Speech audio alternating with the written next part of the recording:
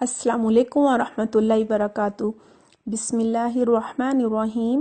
رب اشرح لی صدری ویسر لی امری واحلل عقدۃ من لسانی یفقہوا قولی رب زدنی علما اللہم فقہنا فی الدین آمین۔ آج ہم دیکھیں گے کہ حقیقی خوشی پانے کا راز کیا ہے۔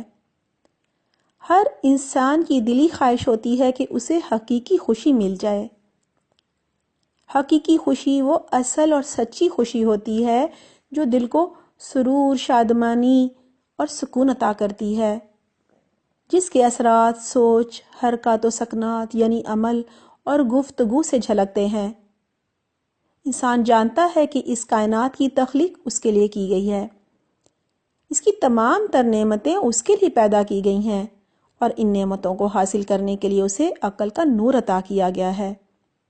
یہی وجہ ہے کہ انسان اپنی زندگی کا مقصد ان کا حصول بنا لیتا ہے۔ ان نعمتوں کو پانے کی دوڑ میں اکثر حرام و حلال کا فرق بھی بھول جاتا ہے۔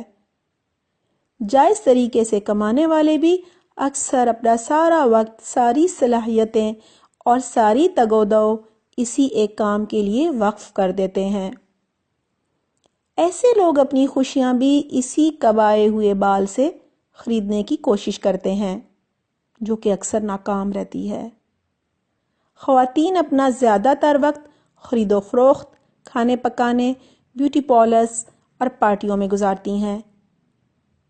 درمیانے طبقے سے تعلق رکھنے والی خواتین بھی گھر کو سجانے سنوارنے، طرح طرح کے کھانے پکانے، ٹی وی شوز، ڈرامے، فلمیں دیکھنے اور فون پر لمبی لمبی گفتگو کرنے میں گزارتی ہیں۔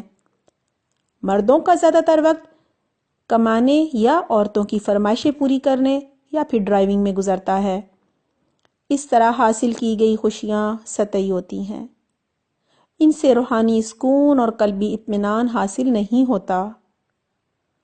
سورۃ التکاثر آیات 1 سے 8 میں اللہ سبحانہ تعالیٰ فرماتے ہیں: الہاکم التکاثر حتی زرتم المقابر کلا سوف تعلمون ثم کلا سوف تعلمون کلا لو تعلمون علم الیقین لترون الجحیم ثم لترونها عین الیقین ثم لتسألن یومئذ عن النعیم۔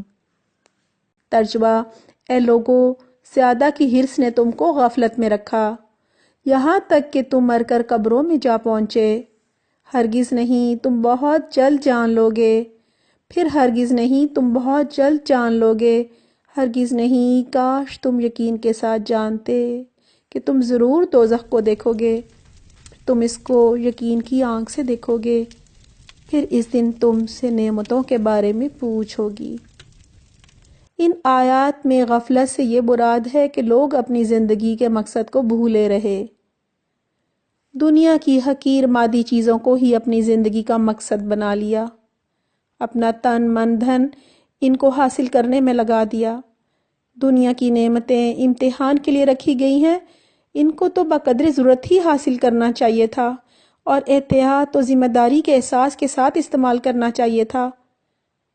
آخرت کی کامیابی اور حقیقی اطمینان و خوشی حاصل کرنے کے لیے کچھ چیزوں کا ہونا ضروری ہے۔ ایک یہ ہے کہ اللہ سبحانہ تعالیٰ جب آسودگی اور فراوانی یعنی مال و دولت عطا فرمائے تو وہ عاجزی اختیار کرے، یعنی فخر و تکبر نہ کرے، بلکہ متواضع عاجز انسان بن کر دنیا میں رہے۔ حقیقی خوشیاں حاصل کرنے کے لیے اپنی سوچ اور اپنے انداز میں تھوڑی سی تبدیلی کرنی ہوگی۔ ہر ایک کے لیے مثبت سوچ رکھنے والا بننا ہوگا، دوسروں کی کمی کوتاہیوں اور غلطیوں کو درگزر کرنا ہوگا، اپنے گھر والوں، رشتہ داروں اور دوستوں احباب کے ساتھ تعلق مضبوط کرنا ہوگا، ان کی مدد کرنی ہوگی، ان کے لیے مددگار بننا ہوگا، ان کی ضروریات کا خیال رکھنا ہوگا، ان سے دلچسپی لینی ہوگی، ان کی سرگرمیوں میں شرکت کرنی ہوگی، دوسروں سے زیادہ توقعات وابستہ نہیں کرنی، کیونکہ انسان کی عادت ہے جب توقع نہ ہو اور کچھ مل جائے تو زیادہ خوش ہوتا ہے، اور جب توقع ہو اور کچھ نہ ملے تو بہت غمگین ہو جاتا ہے۔ یعنی جتنی توقعات کم ہوں گی یا بالکل نہیں ہوں گی، خوش رہنے کے امکانات زیادہ ہوں گے۔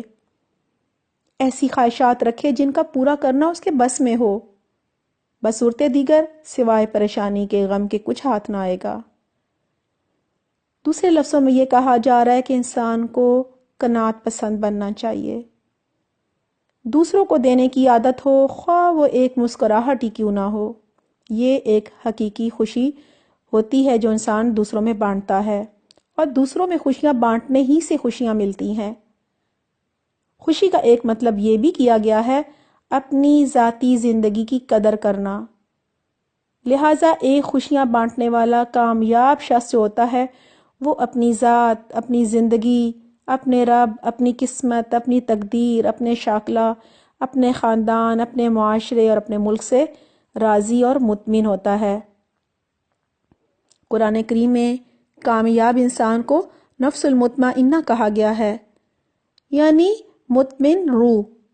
اس سے وہ انسان مراد ہے جو جیے تو حالت اطمینان میں جیے، اور اس پر موت آئے تو حالت اطمینان پر موت آئے۔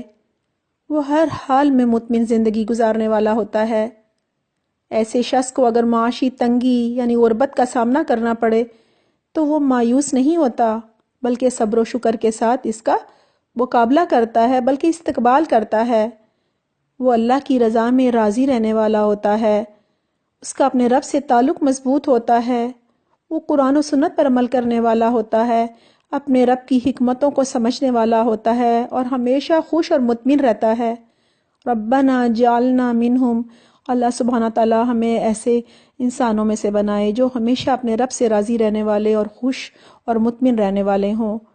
سبحانک اللہم و بحمدک، نشہد ان لا الہ الا انت، نستغفرک و نتوب الیک۔ والسلام علیکم ورحمۃ اللہ